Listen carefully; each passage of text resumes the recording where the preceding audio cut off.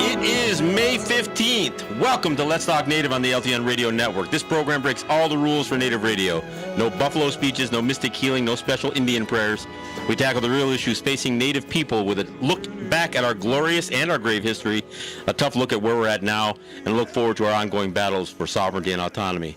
Let's Talk Native is produced in association with Iroquois Promotions on the LTN Radio Network, streaming live from the Cattaraugus territory of the Seneca Nation, and simulcast on the Gwe at CKWE in Tandanega.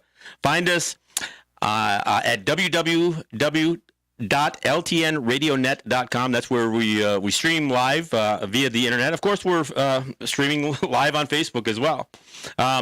Look, we not only are simulcast by the Gwe in Tandanega at CKWE, but we also have just a real cozy relationship with these guys, so much so that they've afforded us the use of their telephones. So if you want to join us on this program, you want to make a call and participate in the program at some level, you can call 855-967-0463. Now, when you call, you're actually not calling here. You're going to be calling the Gwe in Tandanega. You'll be calling our good friends up there, Darren Doreen and the folks at CKWE, and they're going to patch you through. We've connected our board to their phone system, so if you want to participate in this program, you can call us at the Gwe.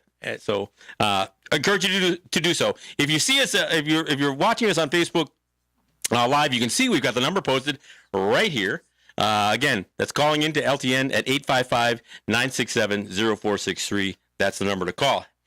I am John Kane. I'm your show's host and producer. I've got Matt Hill on the board, almost as usual, pretty much twice a week. And I thank Matt for that. Our studio engineer is Kelly McMillan. And our videographer in studio, not on mic, but behind the camera, is Jake Proud. And he is not only recording much of what we're doing here, or all of what we're doing here, but he's posting it on our LTN TV. That's Let's Talk Native TV channel on YouTube, so you can catch the videos on YouTube as well. Of course, we'll repost we'll post the video that we're streaming live here, but we'll have probably some higher quality video, I would say, and of course the same high quality on the audio when we post it up on our YouTube channel. So you can look for us there. We've got a full studio, so I'm going to go around the room. Obviously, if you're watching us on Facebook, you can see we got Matt there at the board. I've got Gary Hydock from Seneca Radiant Technology, and we're going to talk about not only that technology, but we're going to talk a little bit about the role that Native people can, will, and are playing in sustainable energy and environmental products, and we'll talk about that. Of course, we also have Holly John, who is I want to get your title right as it relates to Seneca. Are you the president? I am. Okay, so you are the president of Seneca Radiant Technologies. So it is, again, it's part of that family of RJE businesses that RJE supports this program, and we greatly appreciate it. But this is one of those businesses that perhaps not everybody knows about, and we want to talk about the business, we want to talk about the product, but we also want to talk about what that's all about. And of course, we've got Ross John in studio as well, and it's always a pleasure to have Ross sit in and join us, whether we're talking politics, business, or just raising hell. It's good to have Ross sit in with us. Talking Fears. Or Talking Fears, yeah. So anyway, let me get right into it. First off, Seneca Radiant Technology is a company that is specifically involved in a radiant floor product. One of the main product lines is a radiant floor panel, and we can explain what that is. That is made from tire crumb, from recycling from tires, from taking breaking tires down into tire crumb and then making it into these products. So that product specifically is not just a product for energy efficiency in terms of radiant heat in a home, or for retrofit or for new build, but it also creates a valuable product for to put to use old tires and put to use tires in a way that is not adverse to the environment, and we'll talk a little bit about that as well. So let me first introduce Gary. Gary, this is a product that you've been involved in very, very closely for how many years now?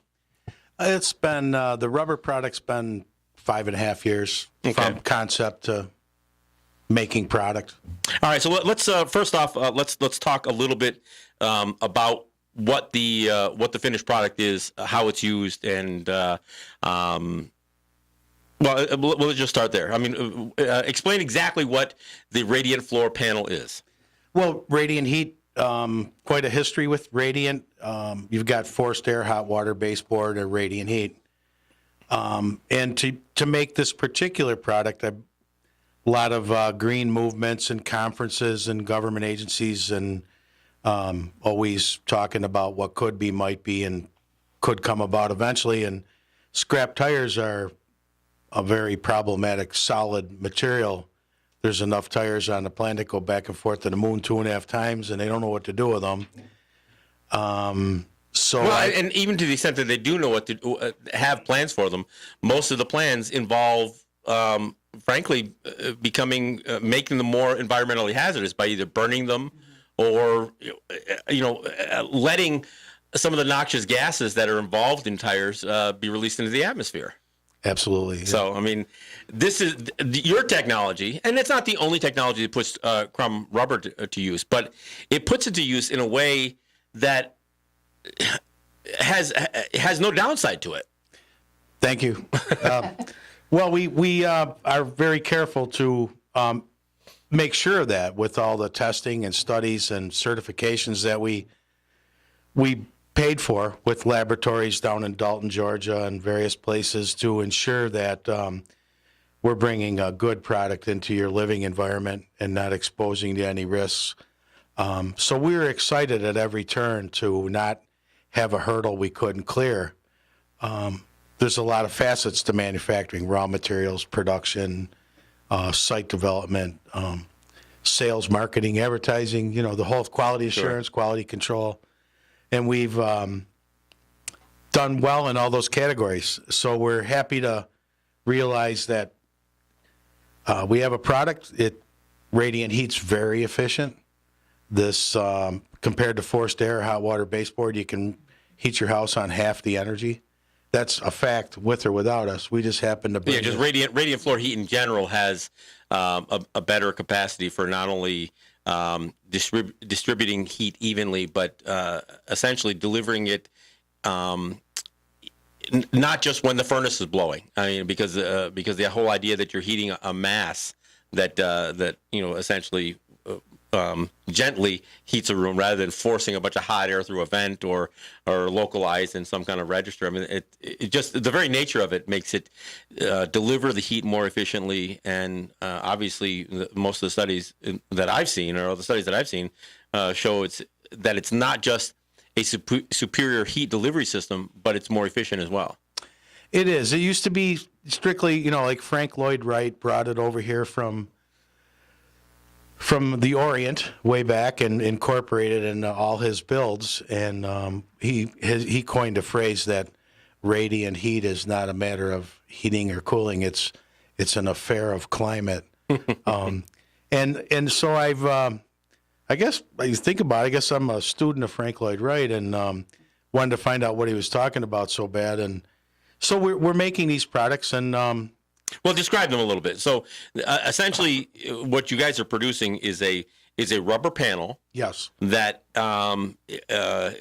fits together like a puzzle a little bit to fill up floor space, but it also has the molded into it the places for the tubing that deliver the heated coolant or the heated fluids for the radiant floor. And this product is not only appropriate for new builds, but also for retrofits. That's correct. Yeah. Well, we have two products. We make one out of a very lightweight concrete, and that's got probably 40% recycled material in the lightweight concrete panel, and that gets installed with a screw gun. It protects the tube forever, and it delivers up to 43 BTUs a square foot. You only need 18 to heat an average house, so we have a lot of potential output. Mm-hmm.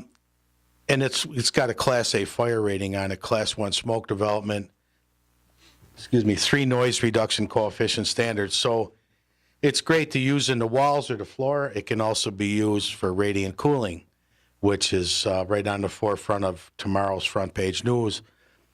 Then the rubber product, because putting radiant heat on in a building with a concrete floor is almost impossible. So what would you do if you could heat your concrete slab in a daycare, residential basement, whatever it is? You would want something that you wouldn't need toxic glue to hold it down. So you retrofit this into the space, wall to wall. It locks together, and it houses your tube, and it's ergonomic. Well, and it also provides, because of its what they call the durometer,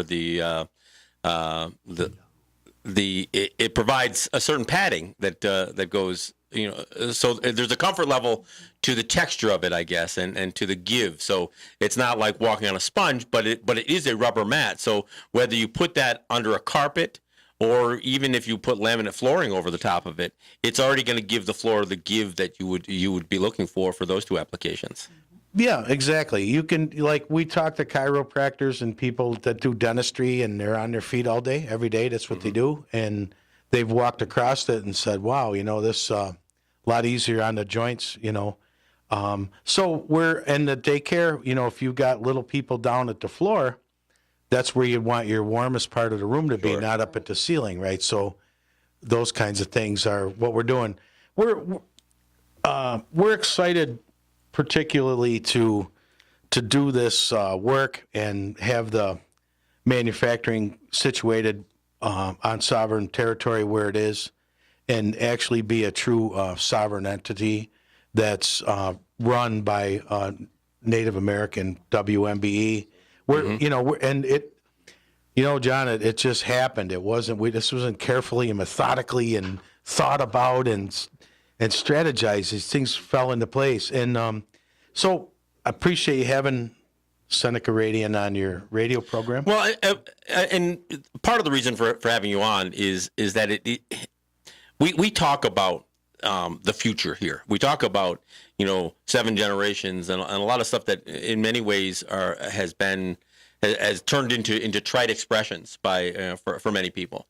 But the whole idea of trying to do things that have more responsibility to the environment, more responsibility to quality of life, is part of it's part of our message here. It's part of our message to say, look, we have to look at things in a longer term perspective, and as we look at what drives the global economy, it's about making every dollar you can as fast as you can. It's about return on investment at the corporate level. It isn't about the future. So when Native people try to step out of that gas, gaming, and cigarette economic model that we've been pigeonholed into, it sometimes is very difficult. And even as we present something where we can attribute a Native philosophy to it because of its environmental value, because of its energy efficiencies, and because of the long-term goals. Nobody's trying to turn this thing into a get-rich-quick scheme. This is about investing in a product, in developing a product that has a longer-term goal in terms of providing longer-term comfort and addressing an environmental problem that is tires all by itself, but also that allows Native people to step up in a role in this kind of sustainable energy business, and this kind of the problems that face us, and to do that in a way that that oftentimes we're locked out of. Go ahead. Now we got a couple of Facebook questions. They're asking what is the piping material made out of, and also what type of liquid is going through it. That's the 2 questions going. The tubing that's used in conjunction with our product is it's called PEX. The slang is called PEX. It's polyethylene pipe that's been molecularly cross-linked to make it stable, so it doesn't expand and contract. And it's commonly found these days in your hardware stores and Home Depot and Lowe's. It's used for basic water lines, but so it's the basic plastic water lines that you see in the hardware stores. Pretty much. Water lines and the PEX tubing for Radiant there's a little difference to them, but primarily there's more likes than not likes. Yeah. Half-inch tube. We on the rubber product we use a 3/8 tube, and we're 6 inches on center. And on the lightweight concrete panel we make, we use a 1/2-inch tube, 6 inches on center, and two different applications. The lightweight concrete modular panel goes on top of standard framing. It doesn't tax your load bearing of your normal construction, code compliant construction. And the rubber product can be used anywhere also, and but specifically handy over existing concrete. The dimensions of the product. What was the fluid that's running? Yeah, what fluid do you run through? The fluid is hot water out of a boiler. Okay, now are there other liquids that are being used for heat transfer? In the event that you would have a situation where your system might freeze in the wintertime, You can an antifreeze type of material in with the water. Yeah, they call it glycol, Yeah. and it's a new thing that's more environmentally friendly if it ever got spilled. But long before your radiant would freeze, your sinks and toilets and dishwashers would blow up, But I have heard of radiant heat that use something other than just water, and I don't know if they do that to be perhaps better on the heating machinery or whatever else. I know that there are different applications for different liquids that they run through this stuff, so it can be a closed loop essentially. It isn't necessarily something that feeds into your hot water necessarily. I mean, it could be a closed loop. it's kind of like the radiator in your car, right? You can buy a car and you could put 150,000 miles on that vehicle and never even look at the radiator, Right. unless it's loose and liquid. Yeah. And it has an antifreeze in it. It works in the sweltering heat in the closed loop, summer yeah. and freezing cold in the winter. So it is closed loop like you alluded to, and it's basically the same. So in the water stream of the boiler and the radiant, they do put materials in there that lubricate the pumps, keep the oxygen molecules out of the water stream, just like antifreeze does in your car. Sure. Creates longevity. Right. Now, I want to one thing I want to talk about, and Ross, you passed a note. It's important that people realize that the United States, in general, without even talking about New York State at this point, but the United States is really far behind on many of the efficiency products, especially when it comes to renewable energies, even technologies associated with advanced technologies associated with solar, solar thermal, geothermal. I mean, everybody thinks that the United States is on the forefront of all this stuff because again, because of the economy of the United States. But in practice, when you look at Europe, even China, I mean, China is investing billions of dollars into sustainable energy products, where the United States is lagging far behind. I mean, and I think that's a reality that most people, and frankly, Canada is farther ahead than the United States is. And I'm not one to sit here and brag up Canada too much because of my good friends that struggle with some of the policies of Canada, but. Even in Canada, I mean, and you guys have even dealt with where doors have been closed to you here in the U.S. and specifically in New York State.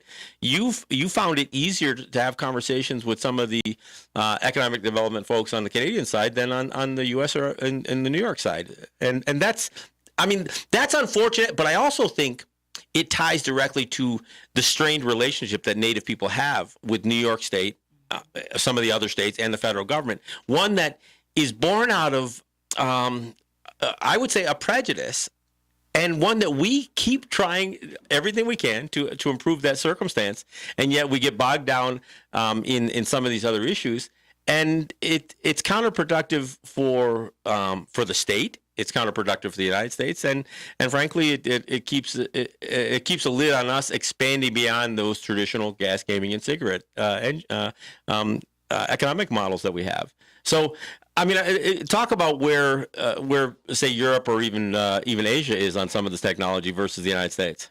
If you take all 28 European countries, radiant heat is 87% of the landscape. It's just the fact. In North America, U.S. and Canada, it's about 2.5%. So a long way to go. Forced air, it's down, dirty, and cheap. It consumes a lot of energy. If you put forced air in your house, you're paying for radiant heat. You just didn't get it. Right. But The thing is, you always used to say when you're young, people go, if you want to see what the U.S. is going to be wearing 20 years from now for clothing and fashion, go to Europe. Yeah. If you want to see what they're going to wear 10 years from now, go to Canada. So, they're that far ahead. They don't have the resources and the real estate that the Americans have. Like we live in southern part of Western New York, and it's common for people to have 20 acres. If you had 20 acres in Germany, you'd have to be a king. Well, but the other thing also, though, is, if you look at the economic models that exist in the United States, it's still all about making all the money you can while you can. So before something is going to be, hit the market in a big way here in the United States, it had to get proved out everywhere else, because, frankly, the United States is slow to take the risks on new technology, even when the technology is scientifically sound and tested. I mean, you guys have had a lot of testing on this stuff. I know that you guys have worked with RPI. You guys have had some conversations with the University of Tennessee.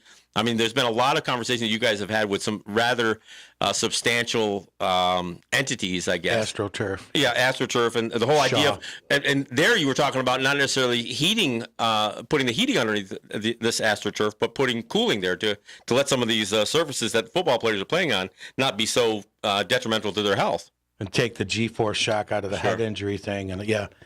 So we're doing these things, and the Canadian government really stepped up big, and when we were running around here thrashing, they came over and said, "Hey, this is great, let's do it," and so we did. So you're actually getting the bulk of your panels right now are being molded on the Canadian side, right? Yes. And you guys are working towards bringing some of that manufacturing back here, but part of the whole problem is even getting some of the local political will. I mean, you got to explain to listeners what New York State prefers to do with tires at this point. Well, back when they realized tires were a big problem, they spend millions of dollars, $9 million a year, getting tires out of parks, state, county, federal, city parks. What do you mean getting them out of parks? Well, people dump them. People dump them over creek banks. Okay. They're legal dumping tires because now you got to pay $250 in New York State to get rid of a car tire and $5 a truck tire. So I looked at tires like if they ended up to be like pop cans and you get a nickel a piece for them, people would be fighting over. I've seen two kids at a racetrack fighting over a nickel pop can. Yeah. And if you could do that with tires, now you got a good thing going, right? So they started a New York State Tire Fund. Can I name names? Who was head of the tire fund? Because otherwise it just doesn't have anything you want. It just doesn't have the bite to it. Jim Gilbert was head of the New York State Tire Fund, and it was a division of NYSERDA. Mm-hmm. And that's the New York State Energy and Research Development Authority. Right. And so they started a tire fund, and it was for recycling and energy, use and cleaning it up and getting rid of these huge tire piles, which are having these big fires. And now the tires are breeding the Zika virus mosquito because the water lays in the tire and what all that. So basically things are going along great, and a year and a half goes by, coming up on 2 years, and the government goes, there's $68 million a year coming into this kitty.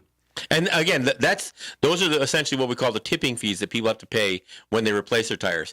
So they use some of that money to retrieve dumped tires, but in the meantime, they're building up a huge fund. What are they doing with the tires in the meantime? Well, now what they do is, but as this fund builds up, I mean, obviously this is from tipping fees, but they're actually accumulating these tires. So as they were accumulating, did they have a plan at that time? As they were retrieving these tires? Well, it depends on who had a plan. Jim Gilbert had a plan to do green and recycled and energy efficient and job creation and create think tanks to find ways to use this rubber crumb or scrap tires. Yeah. Let's make stuff out of it. Let's be creative. Let's invent things. When the governor looked at it like, okay, let's put it in the general fund, all of it. Guess who won?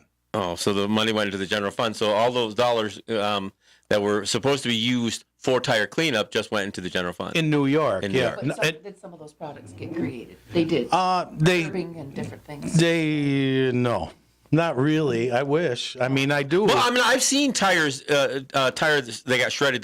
They get used for like park mulch and certain things like that. And again, you mentioned some of the other curbing products and that kind of stuff for parking lots.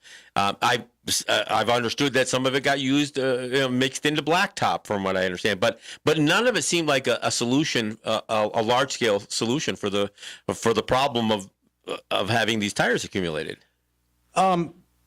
Correct. And the one, cheap, down and dirty, quick, and nobody knows anything, and they'd prefer it that way, is you take 51% of 37.5 million tires a year and you burn them. And you make heat to make Portland cement. So using tires as a fuel source, essentially. Right. For heat. Right. Now, but tires that has to burn even dirtier than coal, doesn't it? Indeed. So you're going to burn a product. I mean, so New York State, which is supposed to be one of these states on the forefront, no fracking and all that other stuff, they had no problem taking tires and turning it into the dirtiest fuel on the planet. That'd be correct. But you can't see it because it doesn't look. They don't do it in your backyard, right? No. But while they're looking at the oxygen sensor on your dashboard, because your car won't pass inspection down the road 2 miles, they're burning 7 million tires a month. Okay, but let's clear this up. So who's burning it?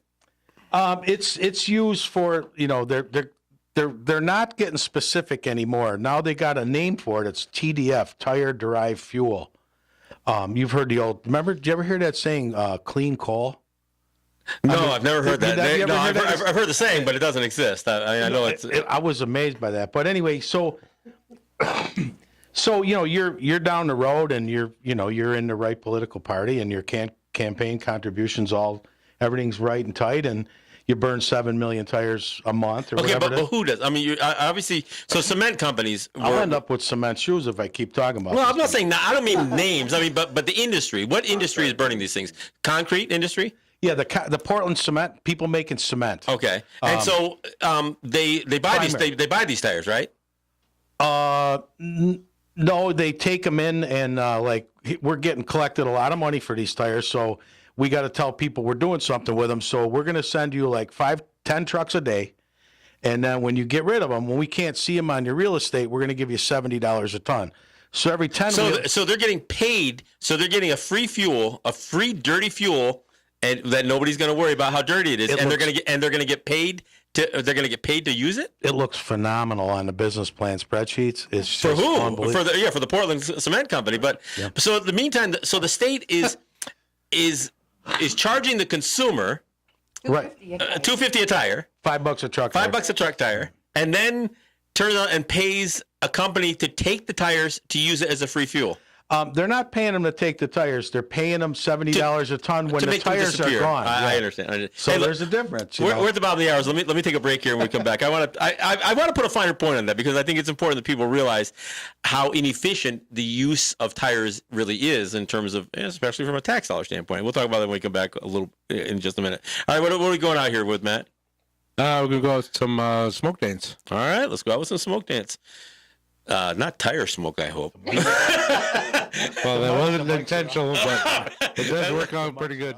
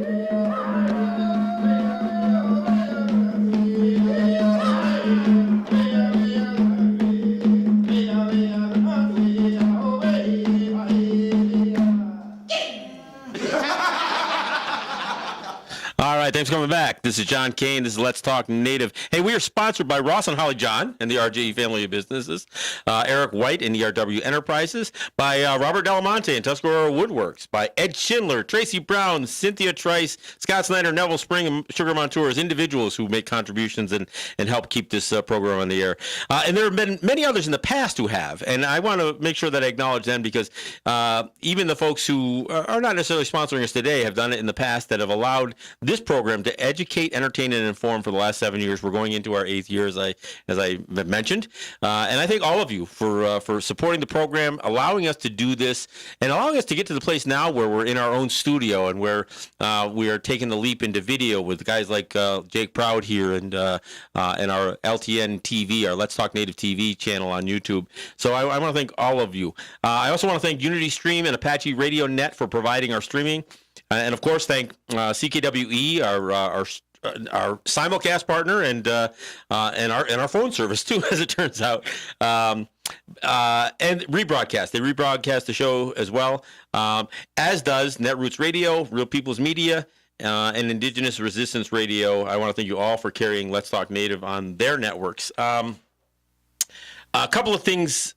Let's get right back into it. I want to talk about the product again, so people understand, because I don't want people, when people think about Radiant Floor, I don't know if they can visualize it. And for the most part, when people, when you see a Radiant Floor heat, what you're really talking about are tubes that are somehow run across the floor in some sort of serpentine pattern, some sort of pattern to provide tubing with hot water or hot liquid that goes through it. But what you guys have done is develop panels, and especially these rubber panels, which I think are probably the biggest impact product that you have. I'm not trying to dismiss the concrete ones, but because of the role that it plays with recycling tires and that kind of stuff. Now, these panels, and for that matter, same thing for the concrete ones. These are panels that are only about, 6 inches wide? And 2 feet long. Yeah. And 2 feet long. So each individual panel is small, but they do they are grooved and notched so they fit in like a puzzle, so you can cover a whole floor. And how thick are they? The concrete panel, lightweight concrete, is 1.25 inches thick, and the rubber panel is 3/4 of an inch thick. Now, I've seen these rubber panels, and I've seen them applied on a floor. This is something that mom and dad can do. This kind of laying this floor down. This isn't even as complicated as installing a hardwood floor. This is really just laying it out on the floor, and there's some cutting to get to the edges, but then it's about just installing the tubes inside this and then putting a flooring over the top of it. I mean, am I oversimplifying it too much? No, you hit the nail right on the head.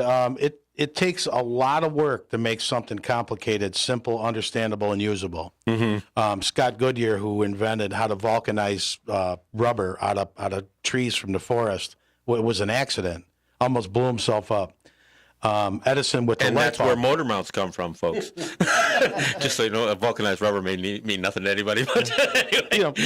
The element on the first light bulb was the element on the first light bulb. After years of research and driving himself nuts, he ended up with carbon on his fingers, and it got on a piece of cardboard. And then when current went through it, the cardboard held the carbon onto the better than the filament by itself. And it put off a glow, and it was an accident. And things that's how. But this isn't an accident. I mean, you guys took a. I had hair when I started.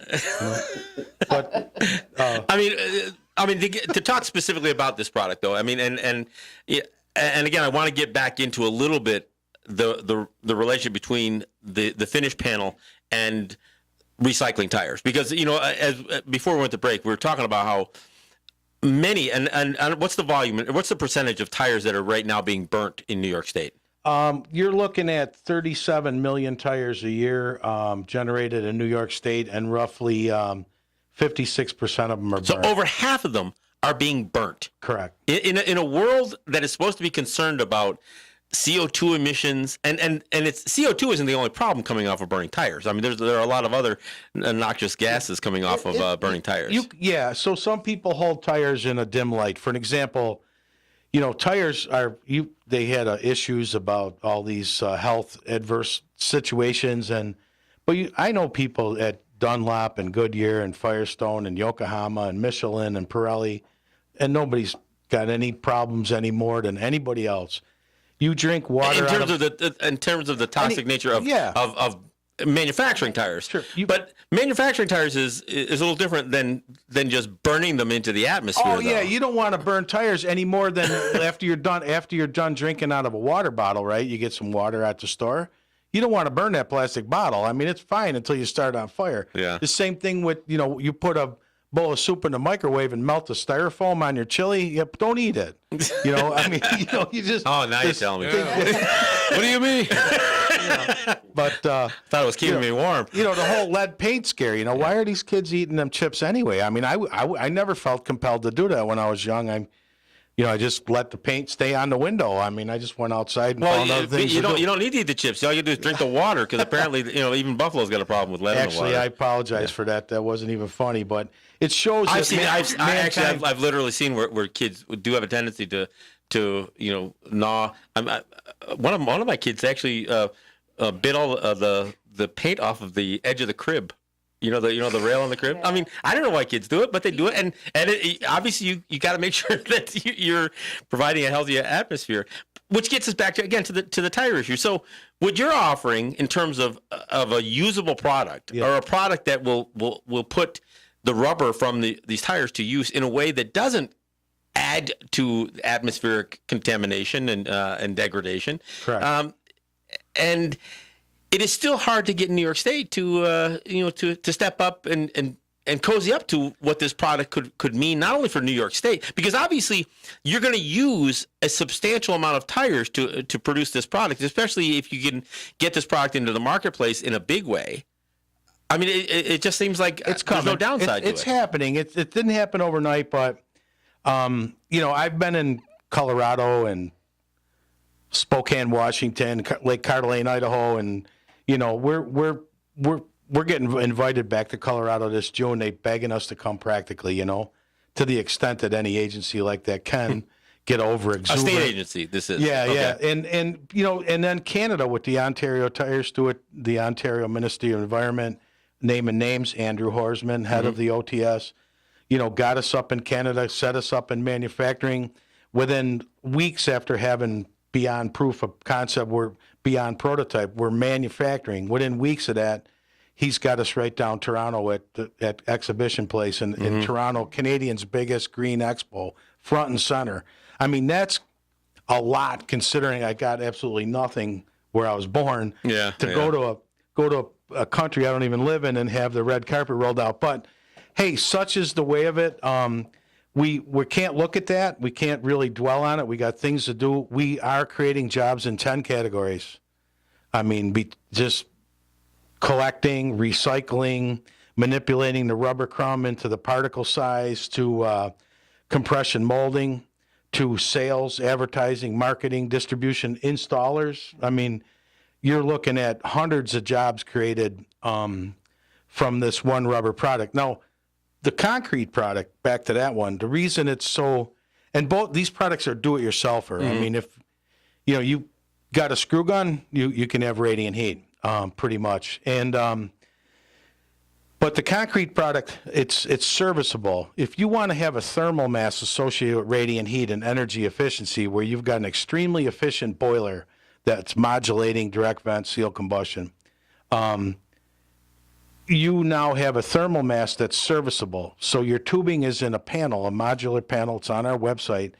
Unlike pouring concrete over tubing where you can't get to the tubes, and I think I want to explain what serviceable means. Correct. Because you literally can unscrew, pull up a panel, and get to your tubes. Yeah, if your kid's sorority mate, their fraternity mates drop a half keg off the second floor and damage the tube, you can fix it. Yeah. I mean, I Doesn't have to, does it? no, and you can't. We now added a fire membrane to the floor of a res. So if you got a house and you're like a lot of homes we just did. I'm Kevin Newmeyer, Environment and Ecology. E&E trades on the stock. Wendell Desher, Joe Kedron, my patent attorney, one of them, Vince Latempio. He's got a three-car garage with living quarters over the top of it. He's got snow blowers, lawn mowers, SUV and a car sitting under his bedroom with gasoline engines in it. Yeah. And so we put in radiant heat because his garage is cold, and so was the floor, obviously, yeah. So now he's got comfort, he's got efficiency, it's quiet, there's no dust blowing around. I wanted to mention one other thing. You before we began, you talked about utilizing this technology in a retrofit of a building that was designated a historical building. So even using this application in a building that may have certain regulations about how much what you can do to alter it because it's protected or regulated under the historical building status, you were even able to do that because you aren't permanently changing the floor, the floor system or anything else. You're just applying it on top of a floor. Mm-hmm. Right. In the historical landmark, our first one is in Allentown in Buffalo. It is a National Historic Landmark. It's 17 rooms, 9 bathrooms, 4 stories. No joke, we took his forced air heating bill from $1,100 a month to $218. Yeah, that's incredible. And it happens all the time. I mean, it hasn't been as amazing for me, and it just after a while you just come to expect it. And the beauty about radiant heat, I'd have to touch on this. Forced air heat uses a big fan, and the fan is sitting there at idle. It's off until the furnace kicks on. So when that fan motor kicks on, you pay on peak demand. Everybody does. Mm-hmm. That fan motor draws 800 watts of peak demand to get that big squirrel cage rolling to push all that heat through those ducts. And what's it take to pump the fluid through the tubes? 80 watts. 80 watts. I mean, so we're using moving fluid through a small tube is a lot easier than trying to move a massive volume. This sounds pretty efficient. So the BTU output of your boiler has to be very minimal, right? I mean, you wouldn't even need that much of a boiler. Actually, is it possible to say run a heat exchanger off your hot water tank? Yeah, yes. In fact, I talked to some folks who are using those on-demand hot water heaters for radiant floor for heating. Have you experienced done any of that? I was just talking to somebody the other day, and they were saying that for certain applications, they could use those on-demand hot water heaters and just run in a loop because it's efficient enough to use something like that. So in 1978, I go to Stuttgart, Germany, because that's where my ex's family's from, right? And I'm taking a shower, and I'm looking at this unit on the wall. It's the size of a telephone. Puts out all the hot water for the shower, right? And I couldn't believe it's 1978, and I'm telling you, it's the whole unit's half the size of a loaf of bread. And I was like, I'm looking at my dad's water tank in the basement. It was bigger than me, right? Right. Is it French bread? Is it rye bread? Yeah. But Fry bread. You look at this stuff and you just got to scratch your head. This goes back to that whole thing about the United States being so far that many years behind. We're kind of reinventing the wheel. We have our we have 154 installations in North America right now with either not as many rubber because we just came up with it. But ease of installation. I mean, you're looking at a circular saw and the rubber panels to cut them and shape them to fit them into a room. No glue, no screws, no nails. I sound like a salesman. Yeah, am I proud of this? Yes. Would I like you to buy it? Yes. But it's a lot bigger than just making sales and profits. It's just been aggravating and fun. Multiple energy sources. So here's the cool thing, right? You got forced air in your house. You can't see this chain on your ankle that's connected to the mailbox, but it's there. So when you got radiant heat, you can use gas, electric, propane, oil, wind, solar, geothermal. You got 8 or 9 different sources of energy. So when the gas company is having their way with you, you could say, enough of this. I'm going to switch to another source of energy to heat my home. I don't think they like that, but it is what it is. And then so there it is. Go to SenecaRadiant.com and all right, please, there you go. That's where we got. I got to get to that point because I do want to shift. And even though I want to go to a different subject, I'm going to pick on you only because I know where you're from. But let's finish up with this again. What's the website again? It's Seneca Radiant. just Google Seneca Radiant, type in Seneca Radiant, it'll take you right to us. We are Seneca Radiant Technologies. Okay. All right. Well, again, I'll put the link onto my group pages so people see it. Now, I got this isn't all picking on you, but since you happen to be a Lancaster resident at one time, you don't live in Lancaster anymore, or you do? I do not. I was born and raised there. Okay. Tomorrow there is an election for the school board in Lancaster, and as some of you may recall, Matt, you were with me every step along with this. I got to sit with Brenda at the meeting there. Yeah, Brenda. What was her name? Geez, I can't even think of her last I just name. had it on the tip. Yeah. We'll think of it. But we had a battle with Lancaster a few years ago. I got invited first off to be on a part of a committee to explain what the native view of their mascot was. The Lancaster high school, you had the Redskins as their mascot, and they had, of course, an image of a native person for their logo, and they would get pulled into that conversation, especially because of the battle that the Washington football team was going through with their copyright issues and trademark issues, and there was a mix on the school board. There was a school board that was indifferent about what to do with this thing. But the superintendent invited me and a group of 3 other Native people to come in and talk to them about it. So we did a couple of meetings with the school board, explained it. And these were public meetings. And I will say the first time that we had what was called a work session, and I was among the guys there, like I said, I got the sense that about at least 3, if not 4, of the school board members were not very enthusiastic about changing the name when we first got there. But after talking with them, I could see a change in them. And I would say that after that meeting, I think certainly the ones who were in favor of keeping the mascot were clearly indifferent. But I saw where many of them had changed, had a change of heart. So we go forward with this with more discussion. There's a community engagement session. In fact, Ross, you were there. Holly, you were there. There was a large turnout. And the takeaway from that was that that the mascot, and the derogatory slur that the word Redskin represents needed to go. But there were some people who were so impassioned about it. And again, Lancaster, as you know, is a very, very almost to the anomaly extent white community. There aren't a whole lot of people of any color there, let alone Native people. There's hardly any Asian, there's hardly any black. It is a very, very, very white town. And I heard numbers like 98% of the population of the village of Lancaster is white. Look, that's not a bad thing in of itself, but it certainly can color your view on diversity. But as this issue heated up, there was actually several schools, Lakeshore, Niagara, Wheatfield, and Akron, that said, you know what, we're not going to play lacrosse against those folks.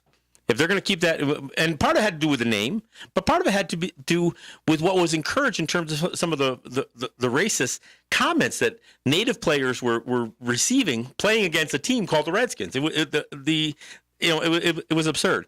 So between the boycott, the more and more scrutiny over it, several board meetings that we had attended, the school board voted. Oh, Brenda Christopher, yeah, that's it. The school board voted 7-0 to get rid of it. Get rid of the mascot, and they changed it. Now they're the Lancaster Legends.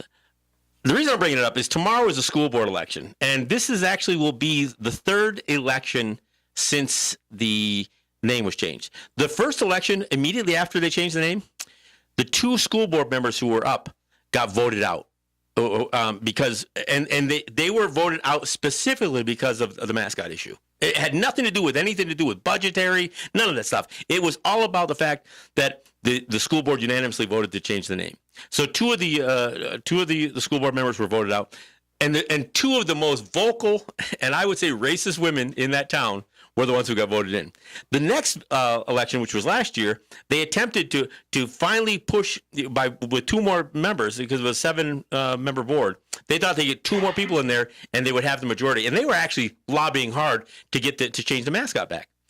Fortunately, their 2 candidates, the pro mascot candidates, lost. But that's still going on, and tomorrow is an election where there's three guys, Uteg, Jackson, and Sage. Uteg and Sage were on the original, have been on the board, and they were on the board when they voted for this thing. Jackson's a bit of a newcomer, but there's three men that are running for this board, and then there's three women that are of the same ilk as Kelly Dupinski or whatever her name was, and Brenda Christopher, that are still railing over this mascot issue this many years later. So I bring this up because if you have friends in Lancaster that are still in this place to vote, I'd encourage them to go out there and please don't embarrass your community anymore by dragging the stupid mascot issue through the mud anymore. I mean, it's just insane to me that this is still an issue even with Lancaster. A lot of people in Lancaster with smart people, and I wouldn't really mind naming names, but I didn't get their permission. They know the real derogatory term of redskin now, and they didn't when we were all young. You guys are proud, you're warriors, you take nothing off of nobody, and you refuse to lose. So we were proud to be Redskins, but that's what we knew. We didn't know about this. They were still telling us Columbus discovered America. I mean, think about it. They're still right? teaching that in I school. mean, we're being treated like mushrooms. You know? Yeah. You know the Yeah, saying. I know. So anyway, kept in the dark and fed. Yeah, whatever. but these people that want to keep want to keep the name also don't believe that two guys running each other and crashing their craniums causes any harm to you. I mean, they still don't believe that concussions are part of playing football. I mean, who are you talking to here? And but I believe that if anybody were to look at the derogatory nature of how that came to be, they would soon change their mind. Well, and it's even more than just where the word comes from. It's what it has stood to mean throughout the years. Oftentimes the word redskin had the word dirty in front of it, or heathen, or some other derogatory descriptor in front of it. It was never meant as a term of endearment. It was never meant as a compliment, and it was never meant as a true representation of, for one thing, to reduce somebody down to the color of their skin. They've done that in a few places. And in fact, those words, the N word, which is a derived from the Latin word for black, is almost strictly prohibited in most places. Although I do have to say one thing, and I had to mention somebody, a friend of ours, dropped a message to us, and they talked about how some of the derogatory language that is still used. And from what I understand, there was a student in Lakeshore High School who was referring to a native girl and called her a now I've heard the expression prairie nigger to describe Western native people, but this is the first time I ever heard anybody refer to a native person here as a woodland nigger. That's literally the expression that was used. And this student's father is a cop, and the mother runs a daycare center. So I'm a child daycare center. Excuse me. What are the parents said? Yeah, these are the parents of the kid who was using this expression freely.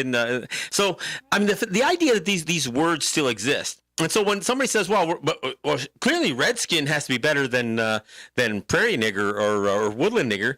No, it's the same thing. It's that same level of frankly, we're at a place now where we're trying to get people to understand that we're not Indians.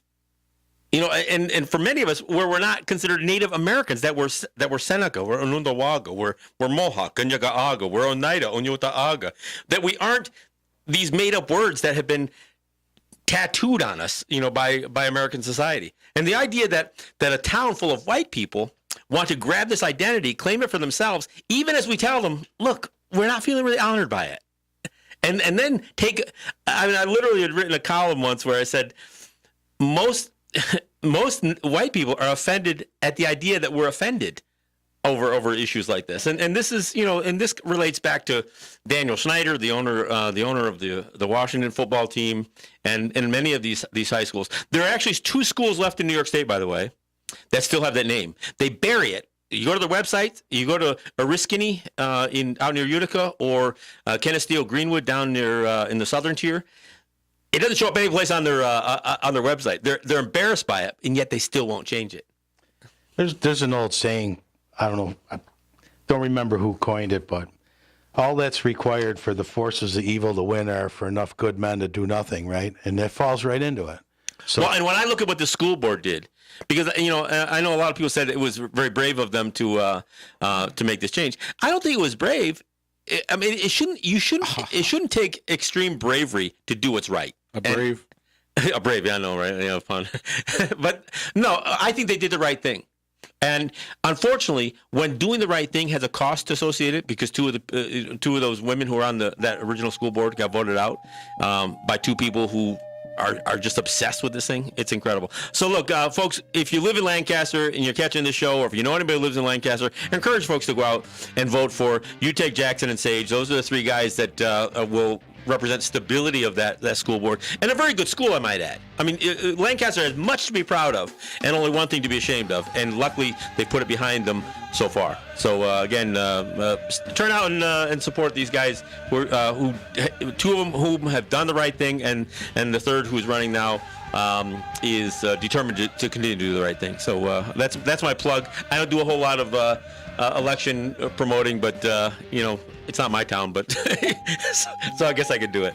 I think I might have endorsed a couple of candidates here in Seneca. 3 school board members for the election in Gowanda tomorrow night, so I will plug them. Yeah, there's Heidi John, Barbara Weston, and Mark Nephew are running for the Gowanda School Board. There's all right. So if you're 4 local candidates running for 3 positions. So if you're of the mind and eligible to vote in the Gowanda School Board elections, I encourage you to support these 3 Senecas. Okay. All right. So there you go. 2 school boards that we've actually promoted here on the show. So I think it's important. So just keep it in mind. All right. That pretty much wraps up. Look, I'm Removing the dust meeting. removing the dust on Saturday, starting at 9 o'clock. We're going to run all day till at least 4 or 5. Yep. Okay.